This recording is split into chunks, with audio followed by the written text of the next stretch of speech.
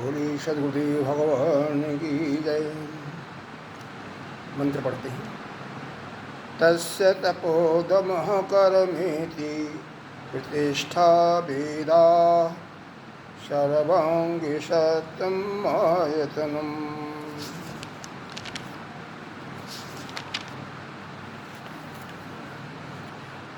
यह तस्सई शब्द यहाँ पर उस ब्रह्म विद्या की प्राप्ति के लिए है।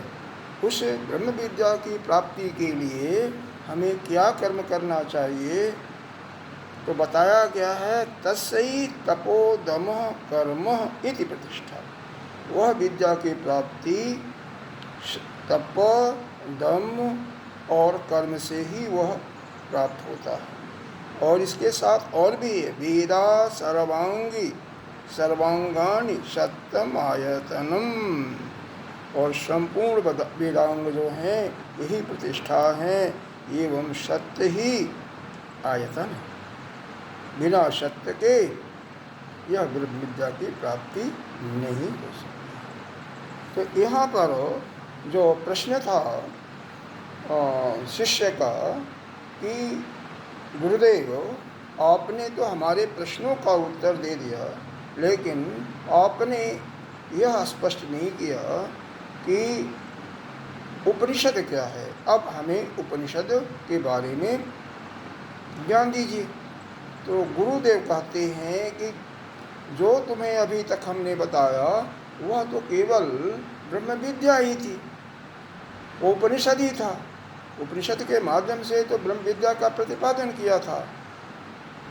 लेकिन शिष्य समझता है कि गुरुदेव ने वह तो अभी कुछ रह गया है, कुछ शेषत्व है या कुछ और साकारी साधन है जिसको अभी उन्होंने हमें नहीं बताया। असल में भाव क्या है, यहाँ पर विद्या ब्रह्म विद्या की प्राप्ति एक अलग चीज़ है और ब्रह्म विद्या अलग है। तो ब्रह्म विद्या के प्राप्ति के लिए साधन की आवश्यकता है और उसी साधन का यहाँ पर वर्णन किया गया है। जब ब्रह्म विद्या प्राप्त हो जाती है तो किसी साधन की आवश्यकता नहीं है, वह अपने आप में परिपूर्ण है और वह संपूर्ण उसके जो ज्वाला उस जो दीप्त होती है तेज, उसमें सारा आपका अज्ञान अविद्या नष्ट हो जाता है। संपूर्ण जन्मों की जो संचित कर्म हैं कल्मश हैं वो भी नष्ट हो जाती हैं। इसी अंतर के कारण यहाँ पर गुरुदेव ने स्पष्ट किया, पहले भी स्पष्ट किया था और अब इसको थोड़ा सा विस्तृत रूप में बता रहे हैं कि ब्रह्म विद्या के प्राप्ति के लिए सब यह आपका तप धर्म और कर्म तथा सर्वांग वेदांग यही उसकी प्रतिष्ठा है और सत्य ही आयतन है। यहाँ पर आपको भाष्य पढ़ाया गया था, लेकिन थोड़ा सा इनका जो डिफिनीशन है जो उसको दोबारा आपको बता देते हैं। तप का अर्थ क्या है? काये इंद्रिया मनसा समाधानम। तप का मतलब यह है कि काय का मतलब शरीर, इंद्रिय और मन, तो इनके समाधान का ही नाम तप है। मतलब यह मन, शरीर और इंद्रिय कोई भी विषय आने पर, आपके विपरीत विषय आती है तभी आपकी साधना का टेस्ट होता है, परीक्षा होती है। तो यह विपरीत समय आने पर भी मन में किसी प्रकार का व्यतिरेक न हो, मन विक्षिप्त न हो, आप अपने भी लाभ हो रहा है, हानि हो रहा है, जय हो रहा है, विजय हो रहा है, संसार की जितनी द्वंद्वात्मक वस्तुएं हैं उनमें आप सम रहिए। इसी को हम तप कहते हैं। काय चाहे वह शरीर से संबंधित हो, मन से या इंद्रिय से। दम किसे कहते हैं? उपशमः। दम का मतलब यह जितनी भी विषय हैं, इंद्रियों के जो विषय हैं, पांचों इंद्रियों के, शब्द, स्पर्श, रूप, रस और गंध, इनसे बिल्कुल आप उपरत हो जाइए, इसी को दम कहते हैं। कर्म, कर्म का मतलब जो हमारे वेद के पूर्व मीमांसा में कर्म बताया गया है, यज्ञ, अग्नि, होत्र आदि, वही कर्म करने हैं, उसी के विषय में बताया गया है। इसके बाद इन तीनों परिभाषाओं को आप अच्छी तरह से समझ लें। इस एक ही संस्कृतस्य, यहाँ से संस्कारित होकर के सत्य शुद्ध बुद्धि के द्वारा ही तत्व ज्ञान की प्रतिष्ठा होती है, यानी तत्व ज्ञान आपको आविर्भूत होता है। एक बात और, यहाँ पर तीन बातों को आपको ध्यान रखना है। क्या क्या? इन तीनों को देख लें। दृष्ट्वा ही मृदितः कलमवश्य तेयपि उक्तेयपि ब्रह्मण प्रतिपति विपरीत प्रतिप्रतिश्च यथेन्द्र विरोचन प्रभृतीनाम। कहते हैं कि जब तक हमारे अंतःकरण में जो कल्मश है, जन्म जन्मांतरों का यह संचित कर्म है, जिसको पाप कही, नल कही, वह जब तक निवृत्त नहीं होता, जब तक क्षीण नहीं होता है, तब तक ब्रह्म विद्या की प्राप्ति नहीं हो सकती। इसके अतिरिक्त और भी कुछ बताए गए हैं, पहले इसके दृष्टांत को सुनिए। जैसे पूर्व समय में देवताओं के राजा इंद्र और दैत्यों के राजा विरोचन, यह ब्रह्म विद्या की प्राप्ति के लिए अपने पिता ब्रह्मा के पास जाते हैं और ब्रह्मा जी ने जो उपदेश देते हैं कि आपके जो दाहिनी आँख में जो पुरुष दिखाई दे रहा है वही ब्रह्म है।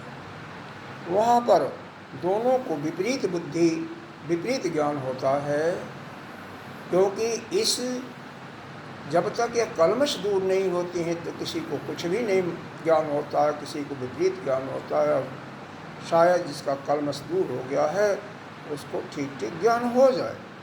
तो यह दोनों वापस आ जाते हैं और विरोचन तो इस शरीर को ही आत्मा समझ करके और वह अपने राज्य को वापस चला जाता है। लेकिन इंद्र आने के बाद जब उनको किसी विपरीत परिस्थिति में कष्ट अनुभव होता है, शोक मालूम होता है, तो सोचते हैं कि गुरुदेव ने तो यह भी बताया था कि ब्रह्म विद्या की प्राप्ति के बाद शोक दोष नहीं होता है, शोक नहीं होता, दुख नहीं होता।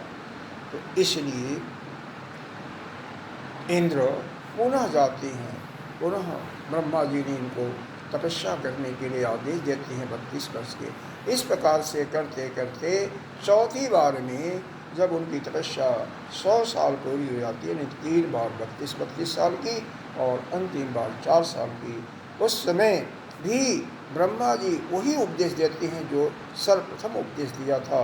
और चूँकि इस समय सेवा के माध्यम से उनका कल्मश जो था शरीर के अंदर, जो अंतःकरण में पाप भरा हुआ था, कर्मों का संचय था, संचित कर्म का एक पुंजशाला था, वह क्षीण हो चुका था।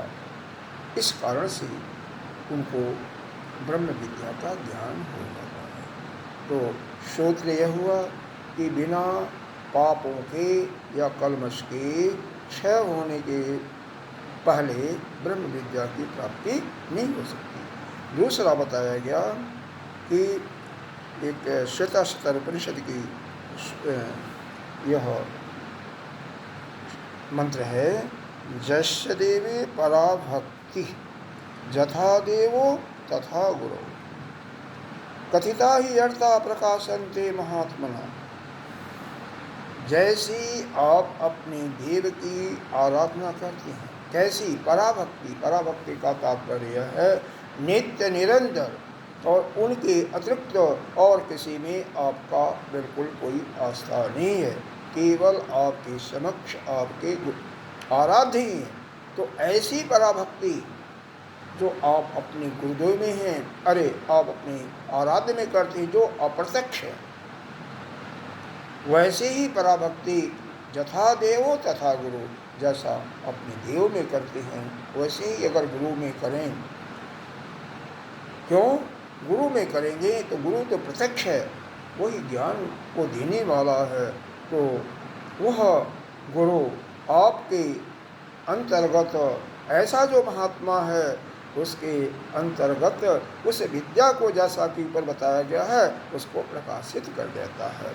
प्रकाशन्ते महात्मनः क्या है? तस्य तस्य एतै कथिता ही अर्थ, जैसा कि बताया गया था उसका ठीक ठीक अर्थ ऐसे जो धीर महात्मा होते हैं उसके अंदर प्रकाशित हो जाता है, जो गुरु के प्रति उतना ही निष्ठा रखता है जैसा कि अपने आराध्य के प्रति रखता है, वह पराभक्ति। तीसरा यह है, तीसरा क्या बताया गया?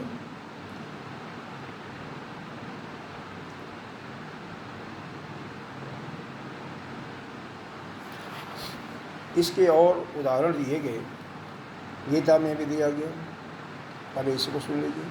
अमानित्वम अदम्भित्वम अहिंसा शांति आर्जवम आचार्योपासनम शौचम स्थैर्यम आत्मनिर्भर। यह गीता जी के 13वें अध्याय का यह 7वां श्लोक है।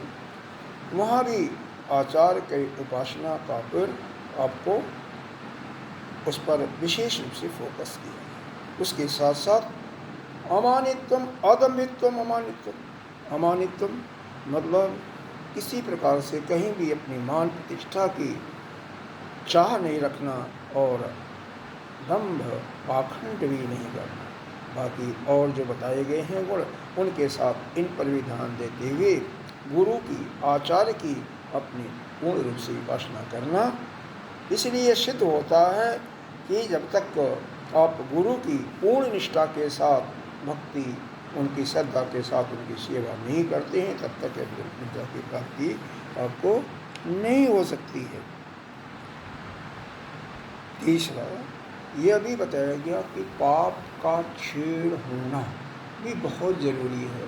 जब तक आपके अंदर पाप है तब तक विद्या की प्राप्ति नहीं हो सकती है। यहाँ तक कि अभी आप अगर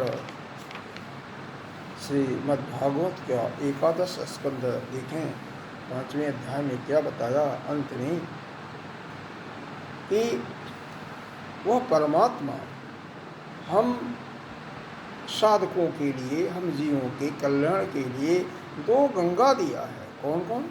जिसमें स्नान करने से हम पाप से क्षीण हो सकते हैं, मुक्त हो सकते हैं। कौन गंगा दिया है?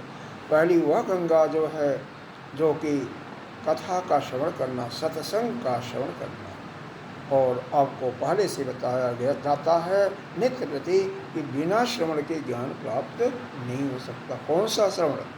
जो कि हमारे वेद के उत्तरार्ध भाग में जो हमारे उपनिषद या श्रीमद्भगवद गीता या ब्रह्मसूत्र में यानी प्रस्थान त्रयी के माध्यम से जो ज्ञान आपको दिया जाता है वह जीव जगत और ईश्वर का जो वर्णन है, जब तक वह आपके अंदर फलीभूत नहीं होता है तो ब्रह्म विद्या की प्राप्ति, वही तो ब्रह्म विद्या की प्राप्ति है और क्या है।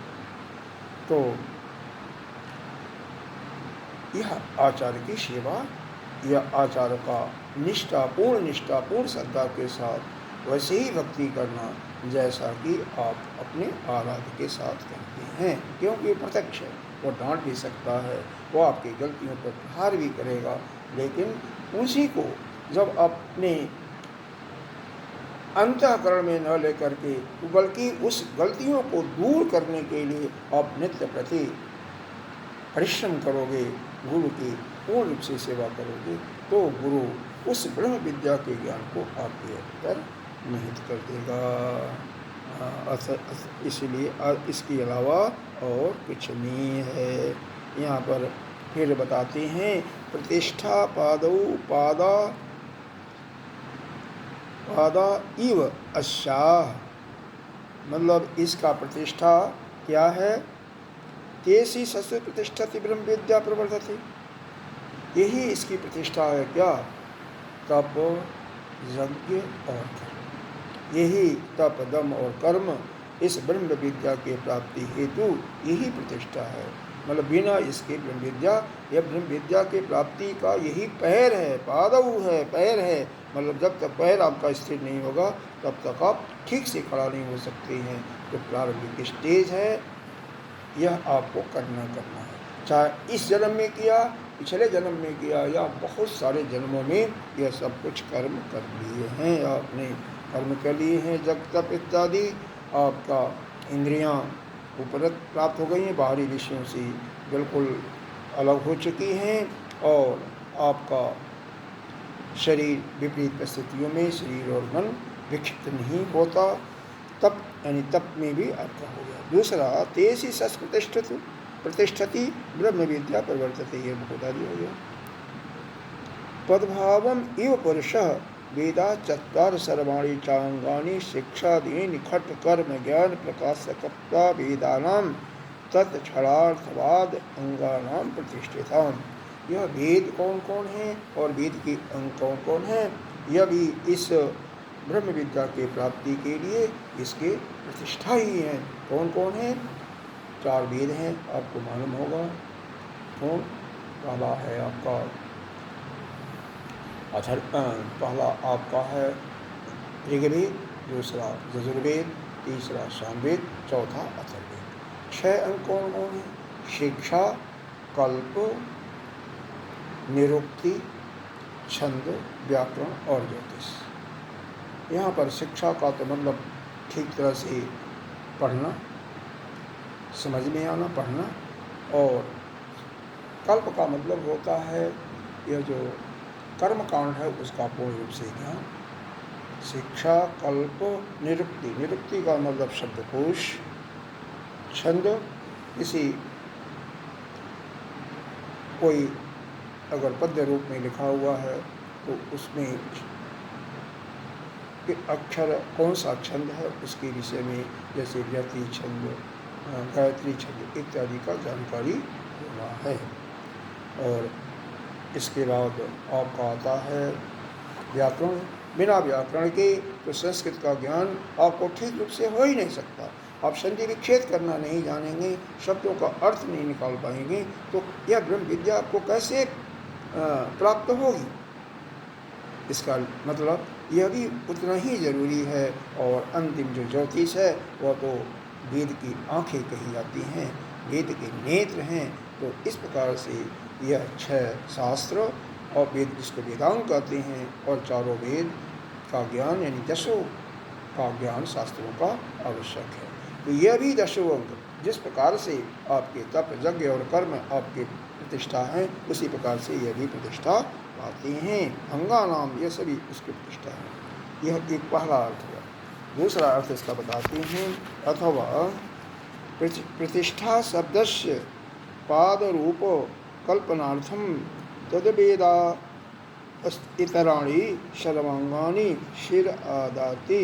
इस प्रतिष्ठा के ऊपर कल्पना की गई है, इसलिए वेद उस ब्रह्म विद्या के शिर के आदि अन्य अंग हैं। ये जितने भी हैं कर्मों, वेद, 4 वेद और वेदांग, 6 वेदांग सभी उसके अंग हैं। अस्मिन् पक्षे, इस पक्ष में क्या है? शिक्षा आदि नाम वेद ग्रहणेनैव ग्रहणं कृतं प्रति एतत्तव्यम् अंगेन हि गृह्यते अंगेन गृह्यतानि एव भवन्ति तद्वाद अंगानां। मतलब शिक्षा आदि का वेद ग्रहण से ही ग्रहण किया जाता है। बिना वेद को जाने हुए, वेद को ग्रहण किए हुए, वेद को पढ़े हुए, अच्छी तरह से समझे हुए उनका ग्रहण आपका वेदांगों का नहीं हो सकता है, क्योंकि अंगों के ही अधीन यह अंग होते हैं। हमेशा अंगी ही श्रेष्ठ, और अंगी का जो अंग होता है उसी के आश्रय में होती हैं। इसीलिए अंगों के जब हम अच्छी तरह से ग्रहण कर लेंगे तभी उसके अंग में हम गृहीत होंगे या उसमें पारंगत होंगे। मंत्र में आया है सत्यम आयतन, यही आया ना, सत्यम आयतन। इसका अर्थ देखें, बहुत गंभीर अर्थ है, जरा ध्यान से सुनेंगे।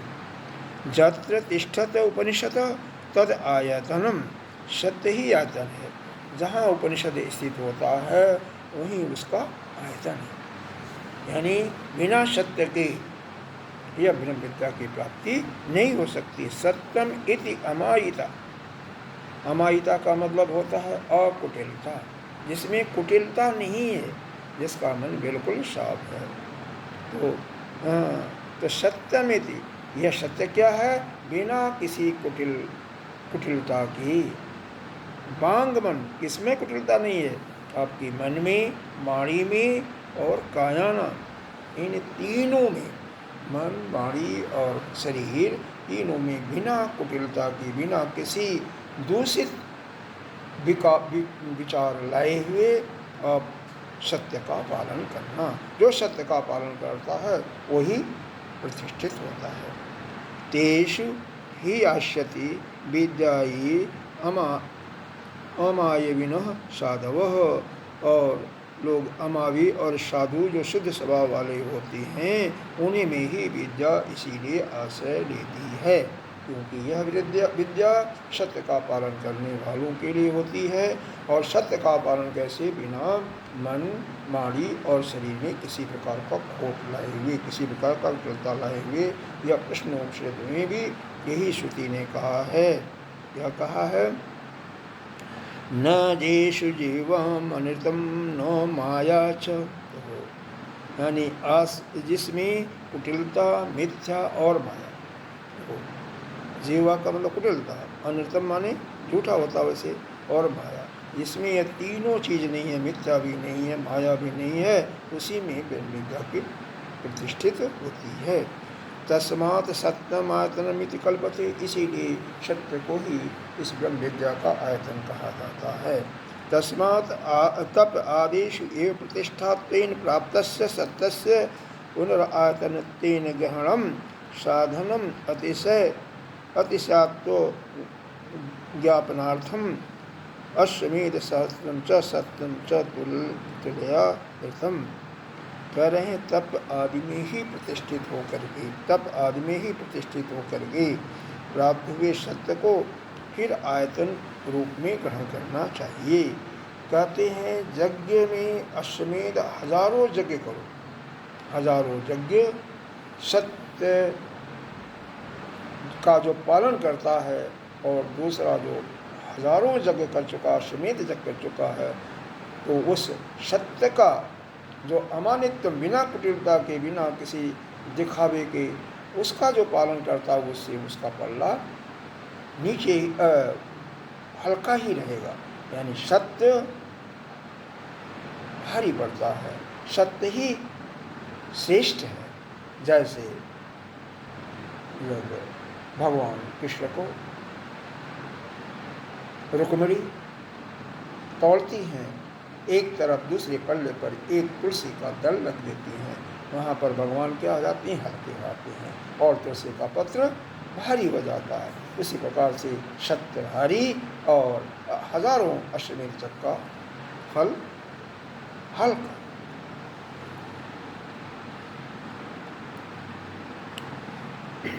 तो सत्य ही विशेष ठहरता है, इसी स्मृति से यह प्रमाणित होता है। इस प्रकार से आप यह समझें कि सत्य, वेद के सत्य ही प्रतिष्ठा है। यहाँ पर तीन चीज़ों का आपने ध्यान दिया कि वेद के चारों वेद 6 अंग, कौन? शिक्षा, कल्प, निरुक्ति, छंद, व्याकरण और ज्योतिष। यह 10 शास्त्र जो हैं इस वेद के प्रतिष्ठा है। यह इनका ज्ञान, अंगी का ज्ञान होने, अंगों का ज्ञान होने से अंगी मजबूत होता है, क्योंकि यह अंग उसी अंगी के आश्रित है।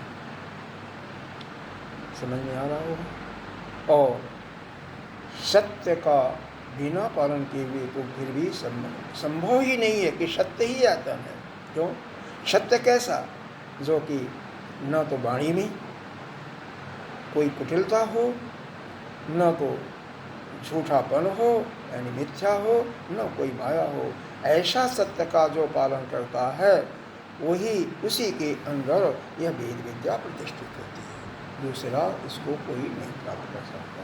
तो एक तो यह हो गया कि वेद वेदांग का पालन करना, वेद वेदांग के विषय में जानकारी करना, सत्य का बिना किसी माया, बिना किसी कुटिलता और बिना किसी कह सकते हैं कि मिथ्यत्व का भाव लाए हुए सत्य का पालन करना, इसी से ब्रह्म विद्या की प्राप्ति हो सकती है। दूसरा, गुरु की उसी निष्ठा के साथ सेवा करना जैसा कि आपका विचार, आपकी सेवा किससे करते हैं, अपने आराध्य के साथ पराभक्ति के रूप में, बिना और किसी का नहीं, उसके अलावा और कोई आपके पास नहीं है, उसी का नित्य निरंतर भजन करते हैं। उसी प्रकार से उतनी श्रद्धा के साथ अपने गुरु का सेवा करते हैं और आपके पाप के, आपके कलमश दूर हो चुके हैं, उसी समय एक ब्रह्मज्ञान की प्राप्ति हो सकती है। पाप को दूर करने के लिए भगवान ने एक और बड़ी बात बताया था कि 5वें अध्याय में भगवान ने आपको 2 गंगाओं का वर्णन किया था। एक तो गंगा नदी जो प्रत्यक्ष है, उसमें स्नान करने से आपका पाप क्षय होता है। दूसरा जो यह आपका कथा का श्रवण, सत्संग का श्रवण, जो कि वेद उपनिषद यानी प्रस्थान त्रयी का श्रवण, ये हमारे पापों को दूर कर देता है। ठीक है, तो यह निष्कर्ष निकला कि ब्रह्म विद्या की प्राप्ति के लिए यह साकारी साधन जो हैं तप, यज्ञ, कर्म और साथ में गुरु की पराभक्ति के रूप में तथा सत्य का पालन करना, वेद वेदांग और इनका अच्छी तरह से जानना, इन अंगों का जानना, यह ब्रह्म विद्या की प्राप्ति के लिए यह साधन है। जब ब्रह्म विद्या की प्राप्ति हो गई तो किसी साधन की जरूरत नहीं है, यह सिद्ध हो। अब आइए अगला मंत्र। यो वा एतामेवं वेदाप अपहत्य पापनम अनन्ते स्वर्गे जो वा एताम एवं वेदात् अपहत्य पापान् अनन्ते स्वर्गे लोके जे प्रतिष्ठति, जो निश्चयात्मपूर्वक निश्चित दृढ़ता के साथ इस उपनिषद को इस प्रकार से जानता है, वही पाप को छेड़ करके अत्यंत और महान स्वर्गलोक में प्रतिष्ठित होता है।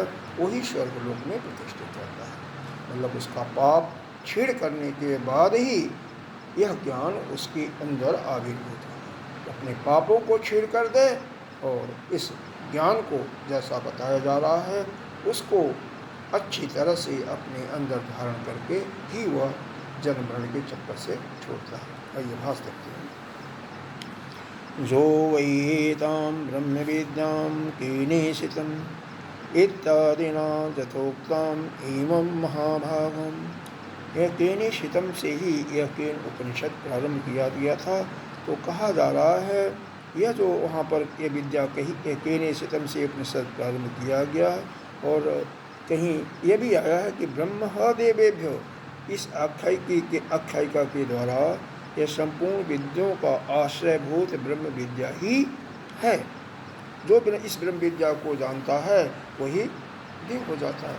तो ब्रह्म विद्या को जानने वाला, इसको ठीक ठीक अपने अंदर ग्रहण करने वाला ही देवेभ्य वह पूजनीय हो जाता है। वह अविद्या, कामना, कर्म रूप संसार के बीज का त्याग करके सब कुछ, बीज क्या संसार का, यही कामना, अविद्या और कर्म, इन संसार के बीजों को त्याग करके जिसका कोई पार नहीं है, वह अपने सुख स्वरूप वह इस जन्म मरण के चक्कर से छूट जाता है।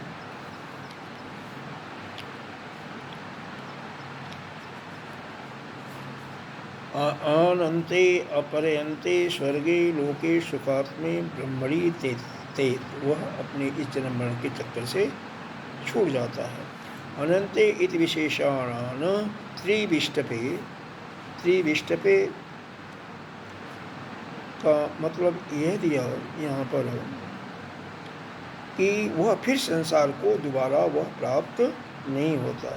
यहाँ पर जो पाप होते हैं, कहते हैं कि 1.5 पार पाप कुछ होते हैं। संसार का जो पाप होता है, संसार से उसको आधा माना जाता है, और भगवान को जो भूल जाता है वही। इस प्रकार से इसका मतलब ये हुआ कि भगवान का सब कुछ करते हुए कभी भी विस्मरण नहीं होना चाहिए। और चलो श्रेष्ठ है। तो अंत में ऐसा उपसंहार किया जाता है कि ऐसा विशेषण होने के कारण स्वर्ग लोके से देवलोक नहीं समझना चाहिए, बल्कि उसके मतलब क्या है, अनंत। उसकी कल्पना कहीं नहीं कर सकते हैं, क्योंकि उसकी तो उपमा कहीं दी ही नहीं जा सकती है ब्रह्म की, क्योंकि वह तो पूरे ब्रह्मांड में व्याप्त है, सभी जीवों के अंदर भी और बाहर है। तो इसलिए उसके किसी से आप उपमा नहीं दे सकते हैं। तो इसीलिए उसको जे शब्द से बताया गया है। मंत्र में है ना, जे प्रतिष्ठिति, वही इस लोक में श्रेष्ठ यानी ब्रह्म के तुल्य हो जाता है, ब्रह्म ही हो जाता है। वह कौन होता है? जो अपने पापों को छीड़ कर दिया और इस ब्रह्म विद्या को जैसा जाना गया इसके निश्चितम वाले जैसे कि ब्रह्म क्या आया पीछे बताया गया ना, अमृतत्व में ब्रह्म देवेभ्यो, और जैसे पुनः यह इसमें बताया गया इसी दूसरे खंड के सब मंत्र, पांचवा मंत्र, पांचवा या सातवां मंत्र है, क्या है?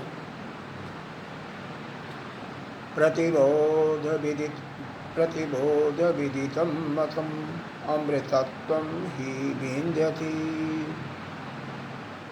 आत्मनः विन्दयति वीर्यं विद्या विन्दयति मृतम्। मतलब प्रत्येक वृत्तियों को जानते हुए उसमें उस वृत्ति को चलाने वाला यानी उस चैतन्य जो ब्रह्म है उसी का स्मरण हो। प्रतिबोध विदितम मतम, अपनी बुद्धि के अंदर उस जिसके द्वारा उस वृत्ति को आप जान रहे हो उसका स्मरण। प्रतिबोध विदितम मतम, और जो ऐसा करता है, जो जानता है, उसी को अमृतत्व की प्राप्ति होती है। अमृतत्व की प्राप्ति अर्थात वह इस जन्म मरण के ये जो संसार जो दुखालय है, दुख का घर माना गया है, पुनः इससे उसकी निवृत्ति हो जाती है, जीते ही वह जीवन।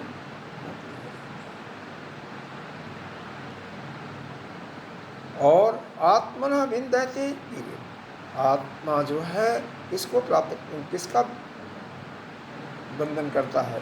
वीर का। आत्मा का जानकारी जब आपको हो जाती है उससे वीर का मतलब बल होता है शाब्दिक अर्थ, लेकिन यहाँ पर ज्ञान की, आपके अंदर ज्ञान प्रकट होता है। वही ज्ञान जो विद्या रूप में विन्दयते अमृतत्व, तो वही विद्या जो है आपके अमृतत्व को प्रदान करती है, अर्थात आप जीवन मरण से छुटकारा पा जाते हैं। और इस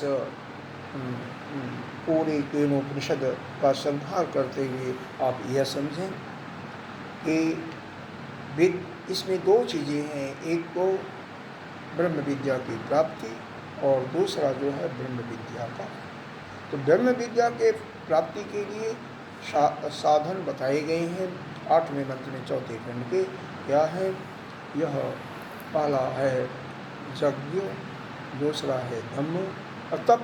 यज्ञ न कहिए बल्कि तप कहिए, तप, दम और ये 3 साधन का आप अक्षरशः पालन करके आप के अंदर के जो कल्मश हैं, अंतःकरण में जो कल्पश हैं, जन्म जन्मांतर के जो मल जमा हुआ है वह दूर हो जाता है। क्या है यह? आपका तप क्या है? शरीर से, मन से और आपके वाणी से उपरति हो जाए, इसका समाधान। इनसे किसी प्रकार की इसमें विपरीत परिस्थिति में भी यह सम रहे, किसी प्रकार का व्यतिरिक्त इसमें न हो, किसी प्रकार के इसमें यह कहें कि न कभी हर्षित होना और न कभी दुखित होना। इसी प्रकार से शरीर, मन, वाणी हमेशा प्रसन्न है। जो भी कोई भी समस्या है तीनों में एक समान। तो तप यानी हार है तो भी हार जा रहे हैं, तो भी जीत जा रहे हैं, तो भी भूख है, तो भी प्यास है, तो भी गर्मी है, तो भी सर्दी है, तो भी हर समय हर परिस्थिति में सम रहना ही तप कहलाता है। दूसरा दम आया, इंद्रियों का भार विषयों से पूर्ण रूप से निवृत्ति ही दम है। और तीसरा था कर्म, हमारे वेद तो जो पूर्व मीमांसा में उद्धृत है उसी के अनुसार यज्ञ अग्निहोत्रादि करना ही कर्म है। तो इन कर्मों को करने से पाप का क्षीण होता है। दूसरा बताया गया कि वेद और वेद के 6-7 अंग, यानी चारों वेद और वेद के शास्त्र, अवेद के अंग मतलब शिक्षा, कल्प, निरुक्ति, छंद,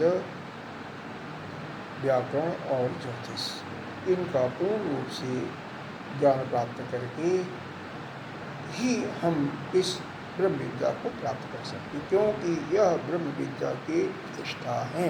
और जब तक किसी अंगी के, किसी भी अंगी के अंगों का ज्ञान नहीं होता तब तक, क्योंकि यह अंग उसी पर आश्रित है, तब तक हम उसको ठीक तरह से नहीं जानते।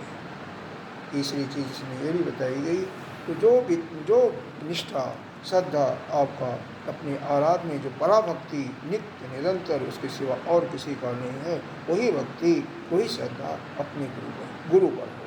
तो जो कि गुरु आपका प्रत्यक्ष है, तो उस श्रद्धा से, उस तरह अगर डिवोशन से उसकी अगर सेवा करते हैं तो वह गुरु उस ब्रह्म विद्या के ज्ञान को आपके अंदर प्रतिष्ठित कर देगा। उसी के कृपा से जो आचार्य है, जो श्रोती और ब्रह्मनिष्ठ है, वेदों का जानकार भी है और ब्रह्म स्वरूप में निश्चित है, वह आपके अंदर ब्रह्म विद्या का को बिल्कुल बैठा देता है, प्रतिष्ठित कर देता है।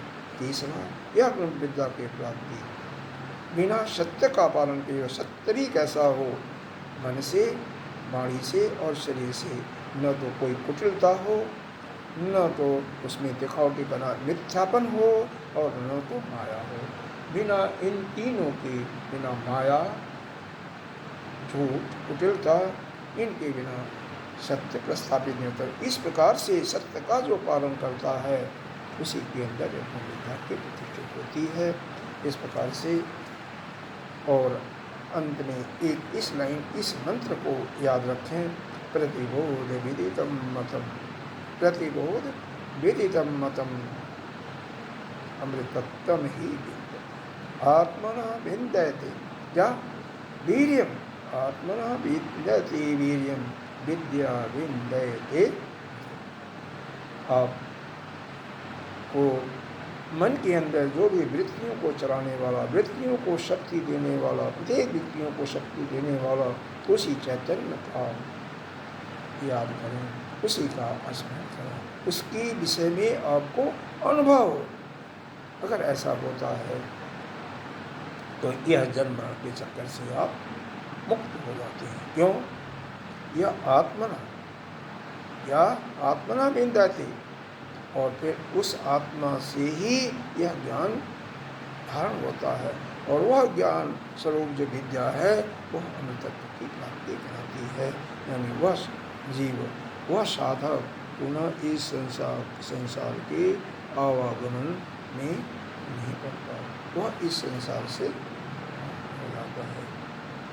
आइए शांति मंत्र में, ओम आप्यायन्तु ममंगानि वाक्य प्राण चक्षु श्रोत्रमतो बल इंद्रियाणि च सर्वाणि सर्वं ब्रह्मोपनिषदं माहं ब्रह्म निराकुर्याम् मा ब्रह्म निराकरोत् निराकरणम् अस्तु निराकरणं मेऽस्तु तदात्मनि निरतेजग्नस्सु धर्मा ते मयि सन्तु ओम शांति शांति शांति। हरि ओम श्री गुरुभ्यो नमः। हरि ओम। ओम पूर्णमिदः पूर्णमिदं पूर्णात् पूर्णमुदच्यते पूर्णस्य पूर्णमादाय पूर्णमेवावशिष्यते। ओम शांति शांति शांति।